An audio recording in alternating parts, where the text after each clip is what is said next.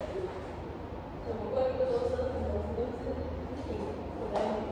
good morning everyone. So now we're done with the last topic of our coverage for the third long exam. And this is what you can see here in the image. We will be discussing about the circulatory system of vertebrate animals.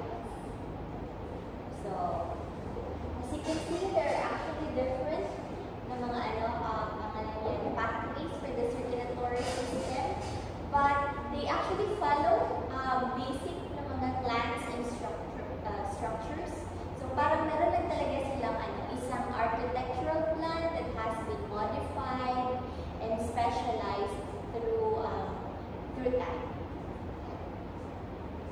Okay, so here are the objectives of our discussion.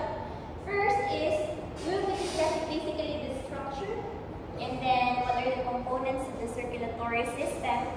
When we were in high school, we were taught that the circulatory system is just composed of the heart, blood, and the blood vessels. But actually, it is also composed of the lymphatic system. So when we say about yung heart, blood, and blood vessels, those are the cardiovascular system, while the lymphatic system are the lymphatic vessels in the lymph. And then, we will also be discussing about the phylogeny, the embryonic development, and the form and function that happens along the way in these mga modifications. And lastly, we will recall some concepts through quizzing na naman, if we will be able to finish the discussion this morning. But if not, take it. Take it. Okay, so what do we mean by circulatory system? If we look at it, we have already dissected some first specimens, the chicken, the toad, and also the cat. We can generalize the circulatory system as those na having tubes, diba? And these tubes have lumens inside, so meaning meron siyang empty space inside where this blood or the lymph or the fluid passes through, and then it is being circulated all throughout the body to carry some components, like for example oxygen, digestive na mga nutrients, or maybe even metabolic waste and dissolve solids like salt. Ayan. So, if we look at the animal kingdom, there are actually two types of circulatory systems. Yung basic is the open circulatory system, which can be found in invertebrates. Like for example, we have here the insect grasshopper. It has an open circulatory system because basically its organs are actually backed in their so-called blood or the hemolymph. So unlike the closed circulatory system in the vertebrates, the organs are actually not backed in their blood, but instead those capillaries are in adjacent to the tissues and the organs that needs to be supplied with fresh supply of oxygen and digestive nutrients. And then afterwards, metabolic waste are also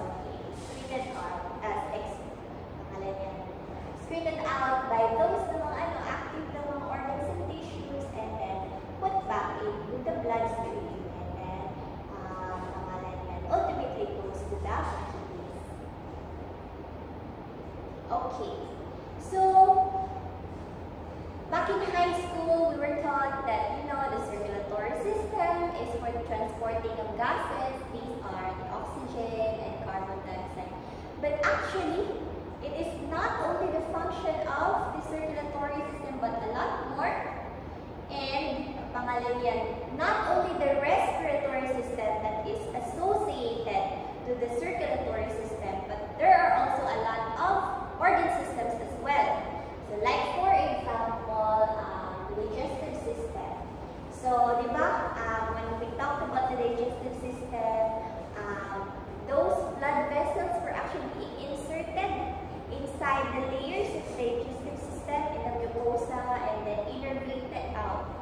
dili na innervated kay nerves na inserted into the mucosa, which is the epithelium of the digestive tube, or the digestive tract, and then also outside to supply the smooth muscles of the alimentary canal.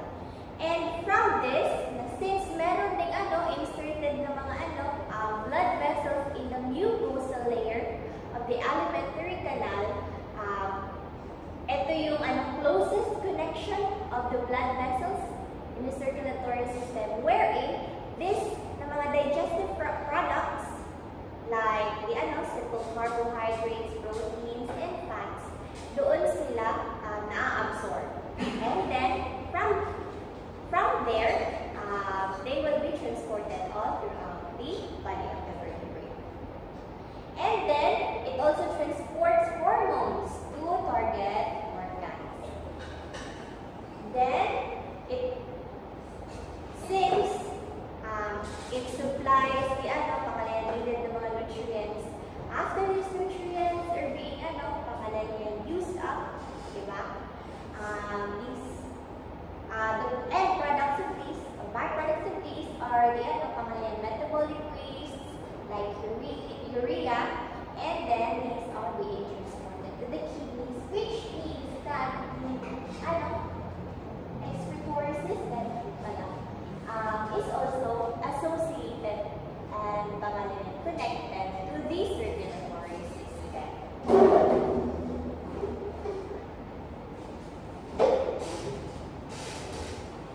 Aside from those mga associated systems, the digestive, excretory, respiratory systems, there are also some other unique functions found in the circulatory system, in which it also carries cells and chemicals of the immune system. So basically, the white blood cells or the leukocytes, are our soldiers of the body, which are involved in our immune system.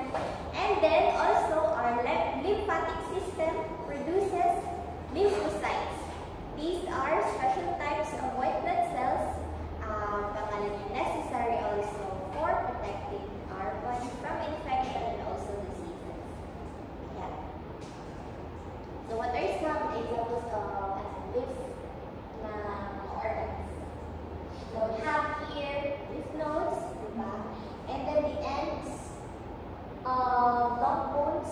So these are the bone marrows, where the blood, red blood cells, white blood cells are produced, and then so on and so forth. Aside from the immunity that it contributes to the body, it also helps in regulating pressure. Meron na dito blood pressure. Kung gusto mo yung beat yung heart, tapos di pag mo extend ang blood vessels, meaning high blood ka, diba? But aside from that, in other vertebrate groups, they are able to dive into deeper na mga water columns, because they can manipulate their blood pressure by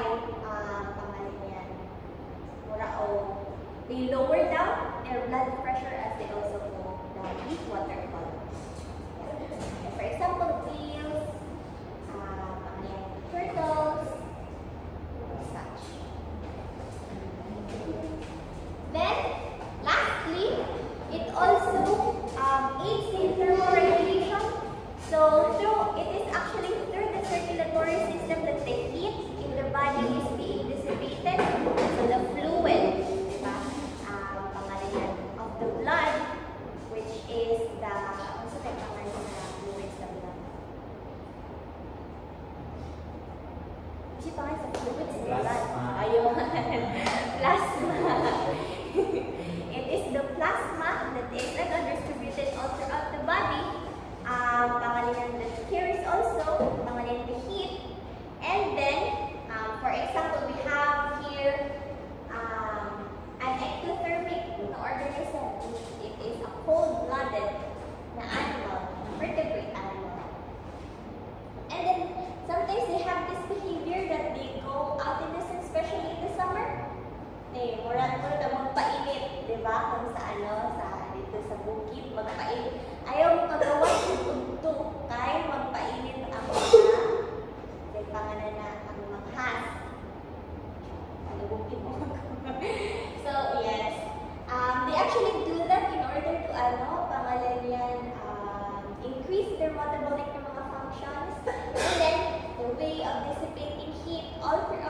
antibody is through the circulatory system. So, what are the components?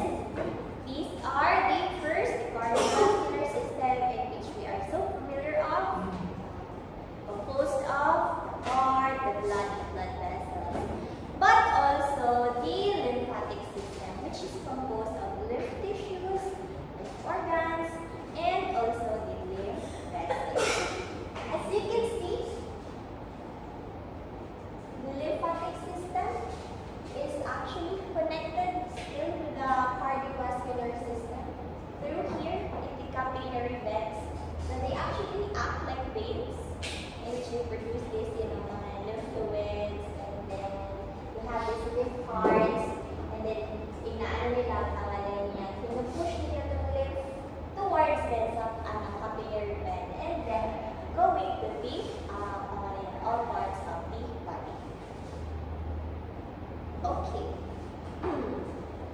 Now let's talk about the first component of the cardiovascular system, which is the blood. There are a little bit of review, diba?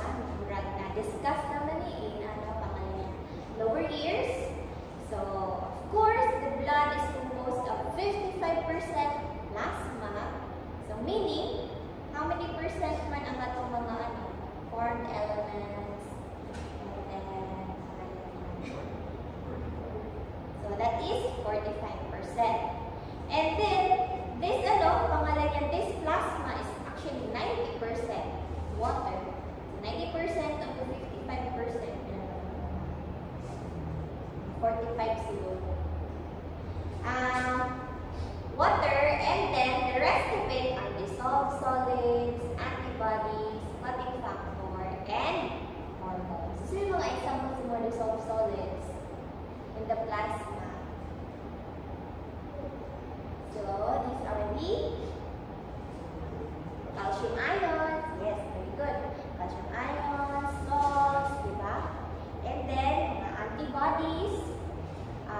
These are pangalan yan, components that are produced by our specific white blood cells to counter antigens from foreign materials, and then clotting factors, so such as fibrinogen, and then vitamin K, necessary for blood clot to occur, and also hormones produced by our endocrine organs. Like for example, glucagon, for regulating sugar level in the bloodstream. And also, the 45% of the blood is composed of the formed elements, which the red blood cells, white blood cells, and the platelets. What is the difference between the plasma and the serum? Pangalan yan sa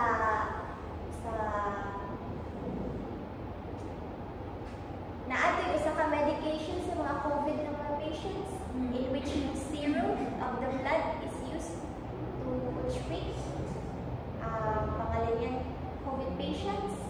From those of sera, from those sa mga survivors of COVID, so meaning meron na silang mga antibodies. So, what is the difference between the serum and then the plasma? So basically, the serum is a pangalan yan, component of the plasma. So kapag wala ng clotting factors, that is already a serum. Okay? So meaning, meron pa yung mga antibodies.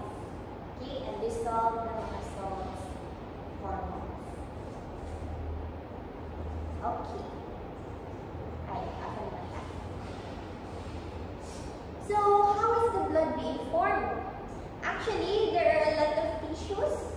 Pangalan yan where hemopoiesis actually occurs. So, when you say hemopoiesis, this is just the formation of the blood as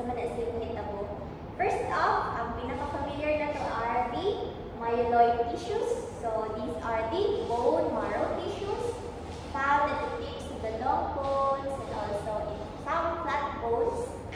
And then lymphoid tissues. So these are the tissues in the lymphatic system, such as our spleen, thymus, lymph nodes. And then in the fetal stage, like from 6 weeks to 6 months of embryo. So since the myeloid tissues are not yet fully developed, it is the liver that takes on its duty. So before activated the myeloid tissues for hemopoiesis, it is the liver where the blood is being formed, diba? Ginastis na po din natin sa digestive system. And then, after that, for 6 months, okay na bone marrow. So, dito na ma-form ang blood, and then automatically, shut down po ang function for the liver for hemopoiesis. And then also in the yolk sac. Then, let's discuss the types of red formed elements. First off, what do we notice about the shape and also texture of human blood? Basta may more siyang donut. Yes, it's biconcave. But actually, it is only in the mammals that this biconcave, the shape of the red blood cells occur. And this is because they have sacrificed their nucleus in order to gain access to more surface area for the hemoglobin protein inside their cell. But in all of the vertebrates, the red blood cells are still nucleated. Okay? So, pangalan yan? Sa mga mammals lang ang walang nucleus ng red blood cells. So, what is this protein that the red blood cells have, which can carry the the oxygen? It is the hemoglobin. But in some some animals or invertebrates kanina, yung hemoglobin is nasa mga cephalopod, squid, and then also sa vertebrates, all vertebrates and squid. But in some other mga animals like spiders, they have another protein for carrying oxygen in their blood. This is called as hemocyanin. So, may kalahian sa hemoglobin o hemocyanin.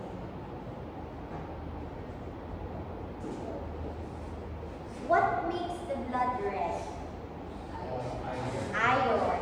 So, meaning, in their wala na siyang net system. Ang pinaka-center sa net is iron, while in the hemocyanin, ang pinaka-center sa ilang net is copper. Okay?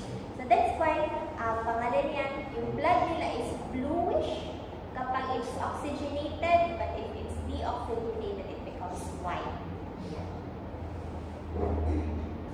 Okay. So, why do we need to discuss the red blood cells? What is its important in the anatomy of the vertebrates? We have a term here called as the hematocrit, which is actually the percent of blood that is made up of erythrocytes. How much erythrocytes is found here in the blood? Okay, so this hematocrit is actually dependent, especially on the availability of oxygen in the environment. So as you go at the higher elevation oxygen levels, it is being harder and harder to get and accumulate more oxygen. So the response of the body is it produces more red blood cells para more than the mga red blood cells can be able to get oxygen from the environment. But as we go down to the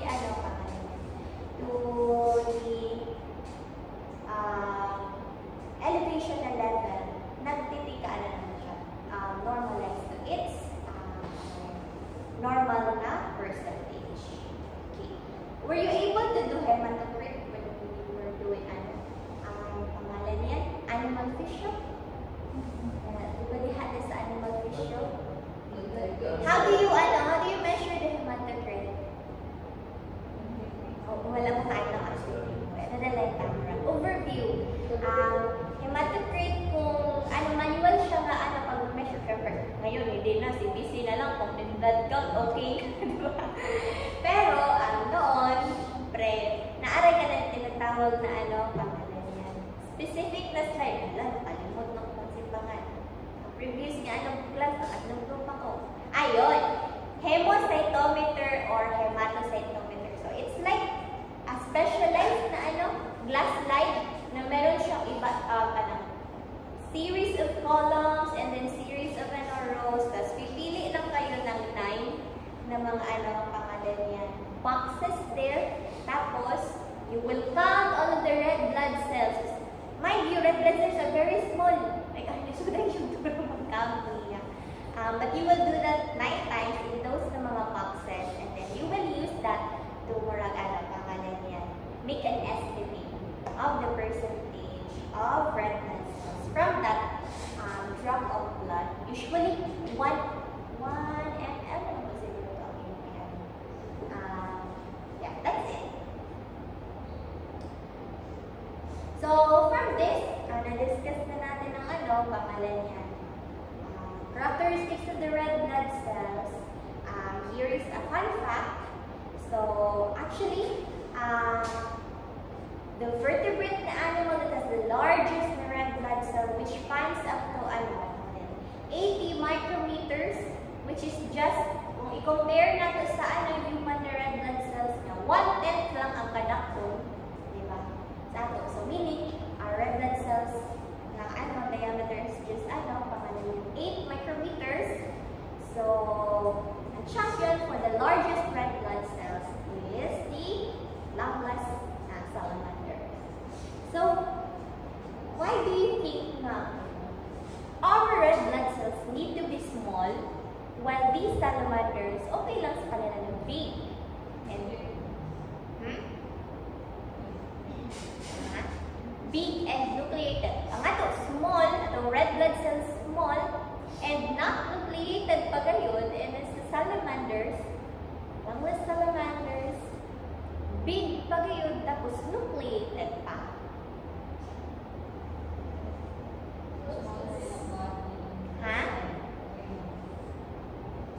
Wide lungs. Oo, wide lungs. Meaning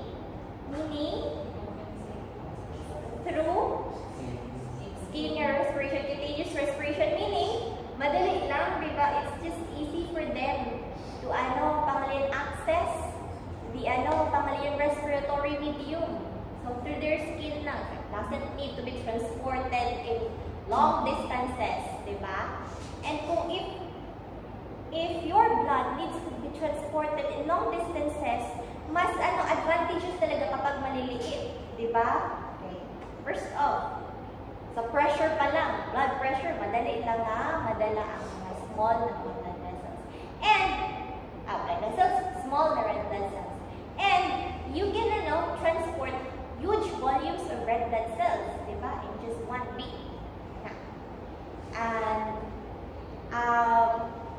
also, it is to our advantage as well that our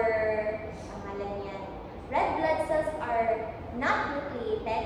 Kaya ang mga salamanders, they have, close to sedentary lifestyle, they're very slow, so meaning, they just need, a little bit of amount of oxygen for their metabolic processes to happen. But us, we have this very widespread activities that requires maybe high high amounts of oxygen at this time, tapos pwede po na pangalan yan, mag-rest, medyo relatively slower. So, if pangalan yan, not nucleated, meaning more hemoglobin can be there, so meaning more volume of oxygen in the blood can be carried in this one cell.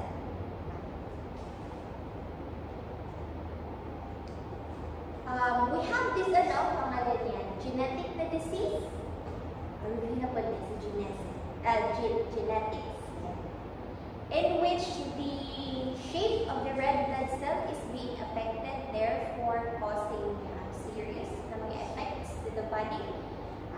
Here we have pangalan na normal red blood cell with its pangalan biconcave shape, and then it just pangalan passes through with ease through the blood vessels. But what happens if the red blood cells become this? What is this? Yes, this is what we call as sickle cell. So if from the previous slide na pangalan yan, so easy lang for the pangalan red blood cells to pass through the blood vessels. In the sickle cell anemia, because of their pangalan yan, this kind of shape, sickle shape, they have this tendency to clog the blood vessels, therefore impeding, pangalan yan, the movement or transport of the rest of the blood in this na-clogged blood vessel. So, meaning, this organ, the blood vessel supplies, will be deprived of the necessary oxygen that it has. And then why that is, bakit nagiging sickle yung shape niya? In the pangalan niya, normal na red blood cells, their hemoglobin are actually spread out in the cytoplasm of the red blood cell. But in sickle cell anemia, their hemoglobin forms this thread. Tapos yung thread niya is semilunar na shape, forming this sickle na shape. Okay.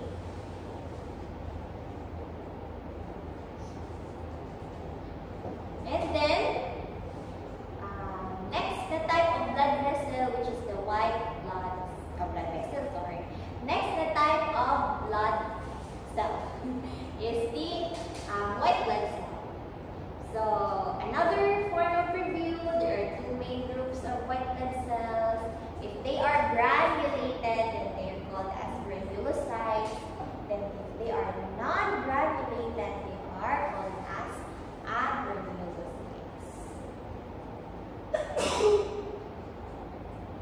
Then, third type of blood cells, platelets or the thrombocytes. They actually play an important role in activating or in the first part of clotting. So, the mechanism of clotting is medically called as hemostasis. So, it happens in three steps. First off, vasoconstriction happens. So, meaning, pangalan niya, nagko-contract yung mga smooth muscles in the blood vessels, making the lumen of the blood vessels smaller, hence, pangalan yan, preventing more blood to come into the site of injury or wound. So that's what we call as vasoconstriction. And then, the platelets or the thrombocytes become activated from this site of wound. And then, if we compare kung unsay forma sa pangalan yung platelets, they're activated. Here, smaller pa sila is white yellow cells are the platelets. And then, kapag magiging activated, they seem to become bigger. Because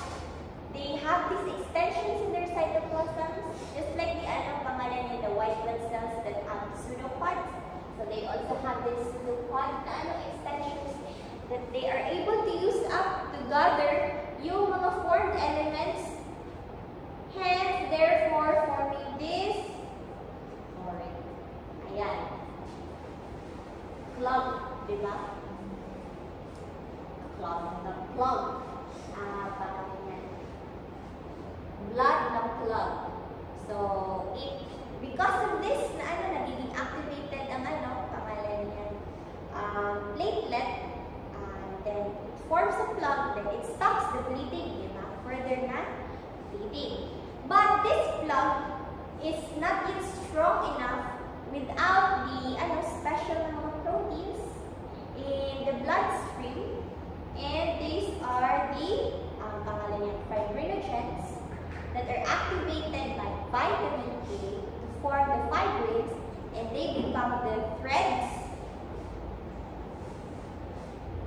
to make the blood stronger. Okay, that's it. Wala po yung asa ba tayo fibrinogens? Ayan. So, siya na-activated ng mga fibrinogens to become fibrils, making the plug stronger. Okay. Since we have already discussed the different types of blood, now let's talk about their functions.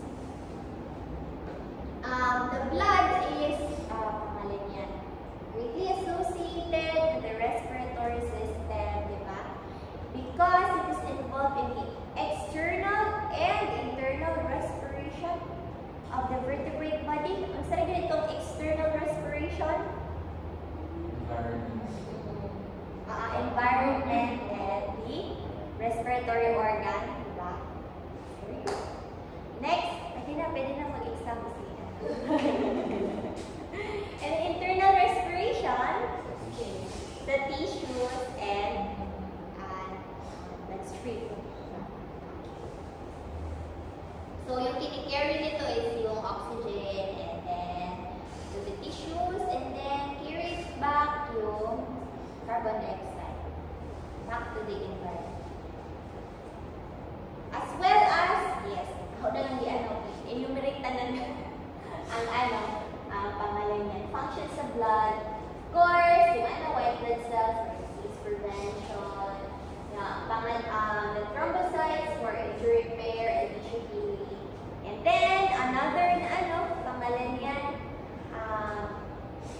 Another system that is associated or works with is the digestive system for carrying the nutrients.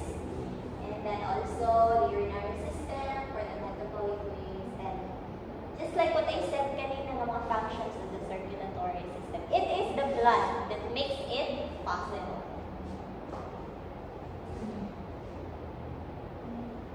Okay, so we're already done with the blood. So now let's move on to the second component of the cardiovascular system, which is, what do you think?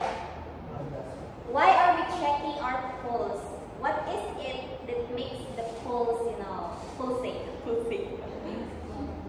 The heart, diba? Of course. But, if we cannot, pangalan yan, if these blood vessels, where our pulse is taken, becomes rigid, then there is a problem. Diba? So, actually, yung next is yung pangalan blood vessels na pag-uang heart. Okay. The reason why, pangalan yan, we can be able to count how much yung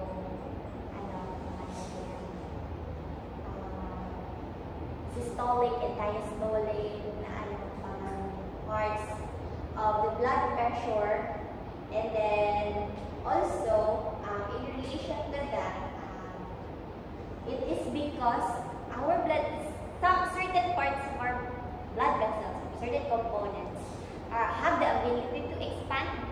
So, for example, in this area of the wrist, blood vessels are expandable to be able to counter to the permanent pressure that the heart exerts. Diba? Okay. So, just like what we did in the in the digestive system, in which the alimentary canal, diba, has different na mga layers. Tapos doon yung basis, histological basis of their differences. Dito din sa blood vessels, that is also what we will be doing. So, the blood vessel in general is composed of 3 layers. The innermost layer is the tunica intima. And then, this tunica intima is just composed of just like 1 layer of endothelium ng mga cells. Okay? And then that space that the create because of that just cylindrical na 1 layer of endothelium ng mga cells is called as the lumen. And then, if we go upwards, we have this tunica media. So the tunica media is composed of the smooth muscles in the blood vessels, and also some elastic na mga fibers. Elastic na fibers in which the smooth muscles are directly involved for vasoconstriction, for example, and also continuing the pushing of the blood, diba? Kung contract siya, meaning constrict ang blood vessel. And then the elastic fibers for the elasticity of the blood vessels. So if we compare how much elastic fibers is found in the arteries and that in the veins, so we could say by just napatahon lang, takuhan kasi ang elastic fibers sa arteries than those sa veins. And then the last outermost layer is called as the tunica adventitia, which is just composed of fibers ng mga tissues so that it can be sticked into that specific place where they are found.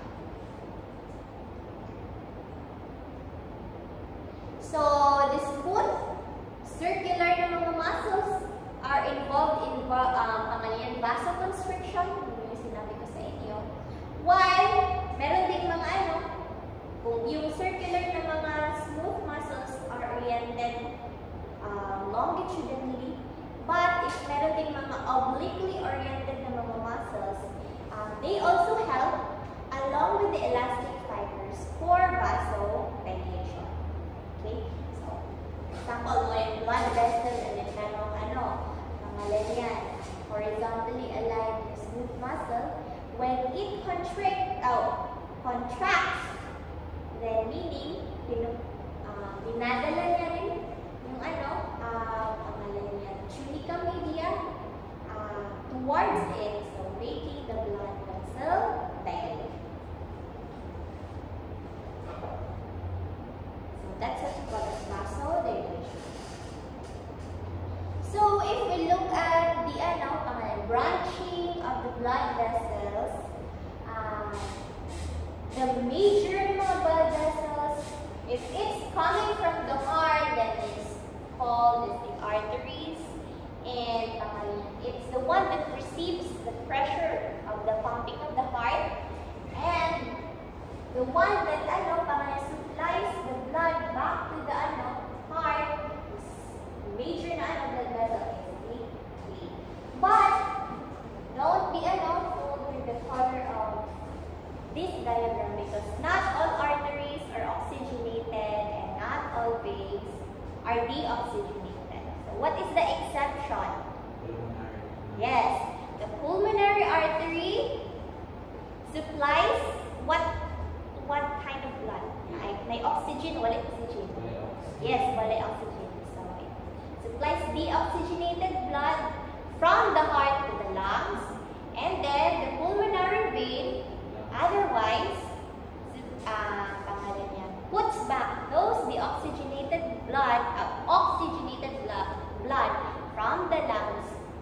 the heart and then to the systemic na pangalan areas or blood vessels. Then, if these arteries become smaller and smaller and branches out, they are now called the arterioles.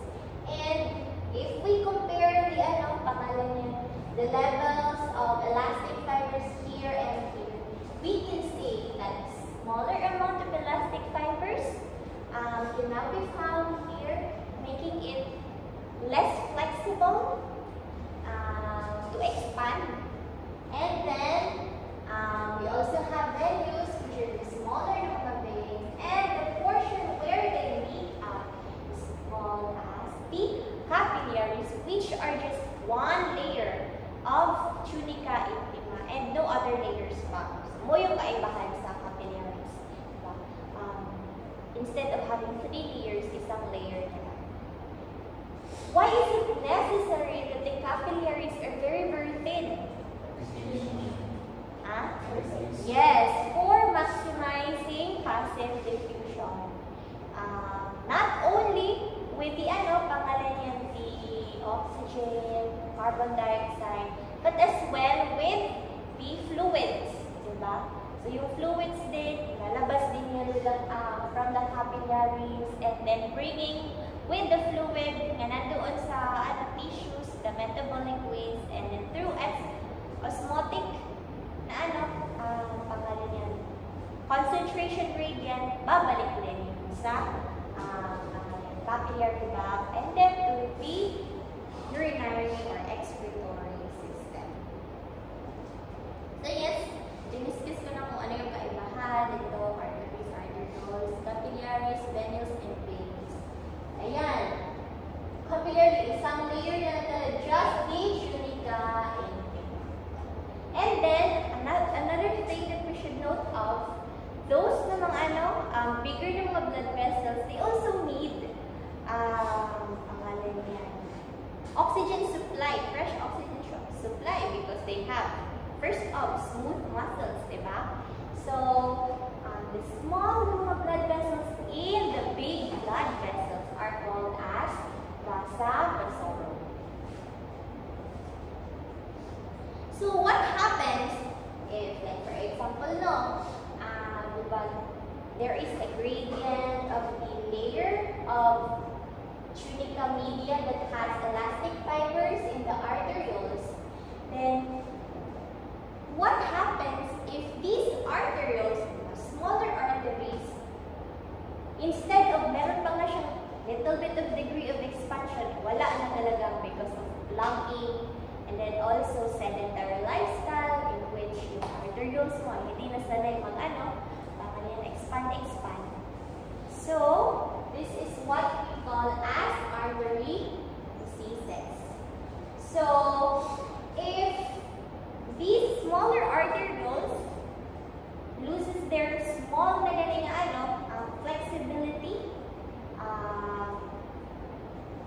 meaning parang pangalan yan, nahihirapan yung mga blood to pass through it, making as small na mga plugs. And then, if that small na plug persists, it sends a signal to the heart na, hey, I need to, pangalan yan, pump more or pump stronger. So, raising the blood pressure, diba? Of the body of the vertebrate, for example. And then, if it raises the blood pressure, so high blood pressure, diba? And if it cannot withstand the high strength na output of the heart, yung mga pangalan yan, arterioles that lose their pangalan yan, ability to become flexible, then what happens? Yes, they ruptures or they burst, which eventually is what we call as stroke, diba? Heart attacks. So, ang mabuburst yung arterioles today sa kapag sa brain, and that is stroke. Okay.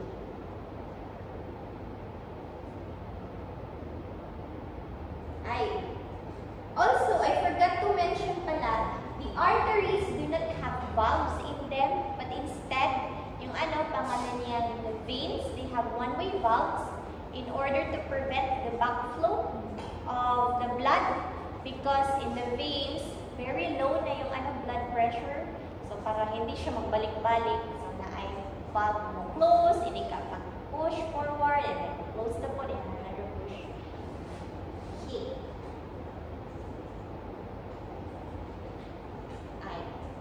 Aside from the hematocrit, which is the portion or the percentage of the red blood cells in the blood, we also have hemodynamics, which is just the pangalan yan, the pattern of the flow of the blood and also the blood pressure.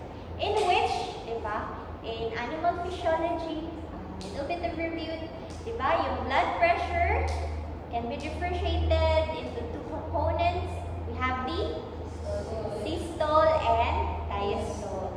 So the systole is the highest na peak, meaning it is the contraction of the heart,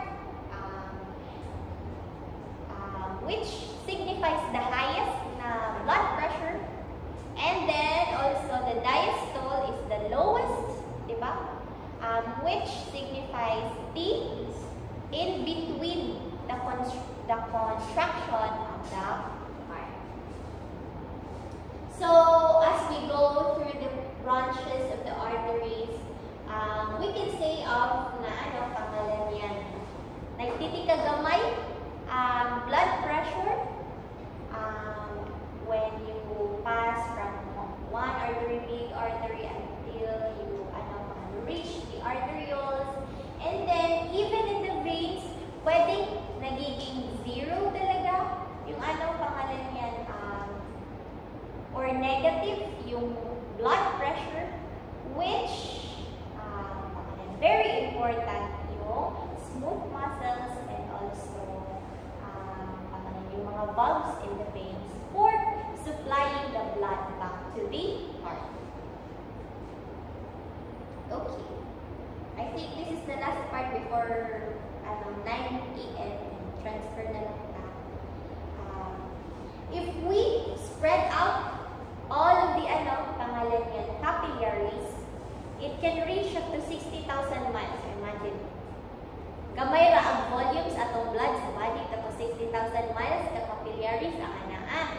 So this means that not all parts of the body, or like not all pangalan yan, tissues of the body are given the priority with loads and loads of volume of blood. So that's why we call this pangalan yan, phenomenon as microcirculation. So it is only the active and prioritized na mga tissues that are being supplied with fresh blood in order to meet with the metabolic needs of that active na mga tissue. So how do they do that? Like, how can the circulatory system say na, hey, in this part, huwag mo nang lagyan ng napakaraming red blood cells there. Tapos dito, hindi na po agad nadaghan. So we have these three capillary sphincters in the arterioles. So here is a major artery. And then if this tissue is not really that active, for example, you're just sleepy and not working out, so okay, ang atong mga skeletal muscles hindi masyadong active. So these three capillary sphincters are closed. So making the blood in this major artery, the lungs pass through it and not go through this capillary bed.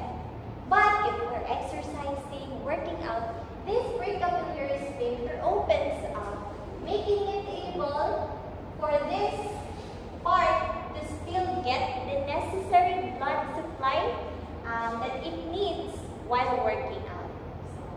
So, from this open up precapillary sphincter, it passes through the arterioles and then to the capillaries that are adjacent to the active tissues, and then when it squeezes,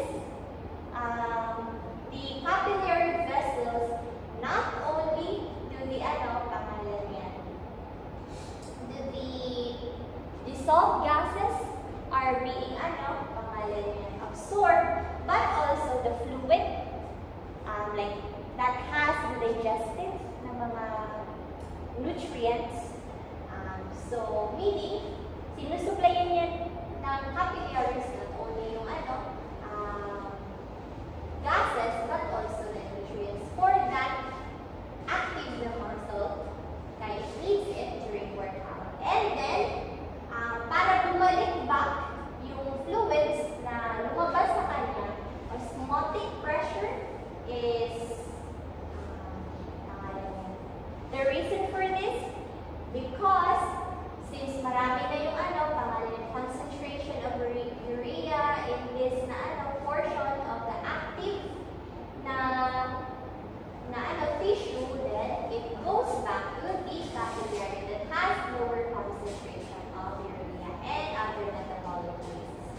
And also bringing with it the dissolved carbon dioxide to the red blood cells, and then going to the venules and to the major veins, back to the heart, and also yung metabolic waste to stop by doon sa kidneys. So what are some simple na mga activities that we can say na, this is a proof of microcirculation as humans. Unsa kaya itong mga pangalan niya?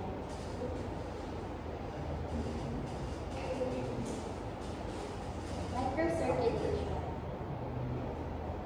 Usually, if you are especially kapag fairly skinned, mas nalalaman mo na nagiging active to the tissue because it becomes red. Okay? For example, ang microcirculation is, pangalan niya, affected by our nerve stimuli and also hormonal levels. Like for example, when we blush, because something happened, wow, siguro ka, or ang imong crush nilabay, or nakilig ka, namuwa ang tawon ang mistisa. So that is microcirculation. Then what happens mapod o pangalan yan ng luspad hinoon?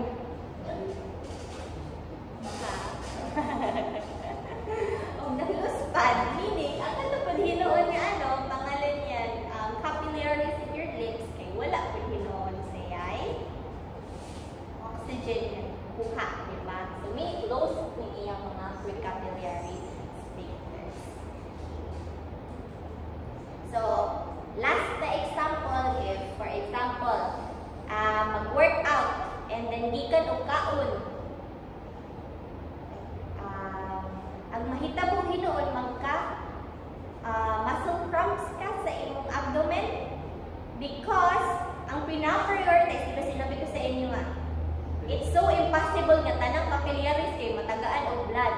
So yung pina-prioritize ng body mo is yung muscles mo, but not yung activity of your alimentary canal. That's why sakit ang tiyan o maglihok-lihok. Okay. Super lihok.